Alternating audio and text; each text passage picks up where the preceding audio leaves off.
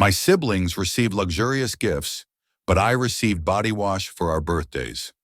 Now that I'm moving out, everything is coming apart. I always knew I was the least favorite, but the day my parents gave my siblings designer bags, the latest iPhones and diamond jewelry, while I unwrapped a bottle of body wash, I realized just how deep the divide ran. It wasn't just about the gifts. It was about what they symbolized: neglect, insignificance, unworthiness. My name is Emily, and this is the story of how my family's well-kept secrets came crumbling down when I decided to leave home. Growing up, I watched my older brother Daniel and my younger sister Sophia bask in our parents' affection. Our mother would spend hours helping Sophia pick out the perfect dress for her school events, while my father took Daniel to football games, treating him like the golden child he was. And me? I was just there. At Christmas, while Daniel and Sophia unwrapped their expensive gifts, I'd receive socks, cheap perfume, or, on my 16th birthday, a book about how to be a better daughter. I laughed at the time, trying to hide the sting, but the pain settled deep in my chest like a wound that never quite healed. I wanted to believe it was all in my head, that maybe I was being dramatic. But every birthday, every holiday, the pattern repeated, until last year. When I turned 21, my parents threw a lavish party for Sophia. We shared a birthday month, and rather than celebrating mine, they merged it into hers. She had a cake with her name on it. She had a table stacked with expensive gifts. And I was given body wash wrapped in a department store bag. That night I made a promise to myself. I would leave this house. And when I did, I wouldn't look back. Now the day has finally come. My bags are packed, my new apartment awaits, and I am stepping into a life of independence. As I lug my suitcase down the stairs, my mother looks up from her phone, barely acknowledging me. "Are you really doing this?" she asks, her voice flat. I nod. "I have to." My father scoffs from his chair. "You'll come running back in no time. The real world isn't kind to girls like you. Girls like me, unwanted, forgotten, but stronger than they ever realized."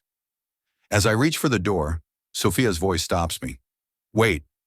I turn, expecting a final cruel remark, but instead, I see something new. Fear. Panic. Her eyes dart to our parents before settling on me.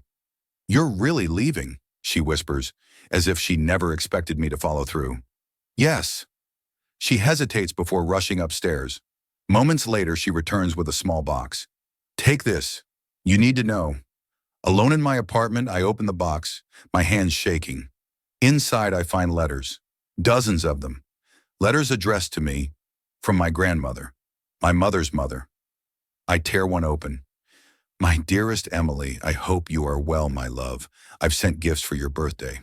Your mother promised to give them to you. Did you like the necklace?" My breath catches in my throat. I scramble through more letters. "Emily, I am worried. I haven't heard from you.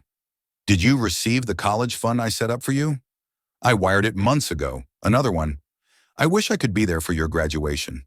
I sent plane tickets. Did your parents give them to you?" A sickening realization washes over me. They never gave me anything.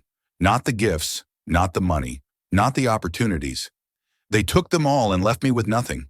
Rage burns in my veins. My entire childhood, my entire life had been a lie. I storm back to the house, box in hand. My mother opens the door, her face falling when she sees me. "You stole from me."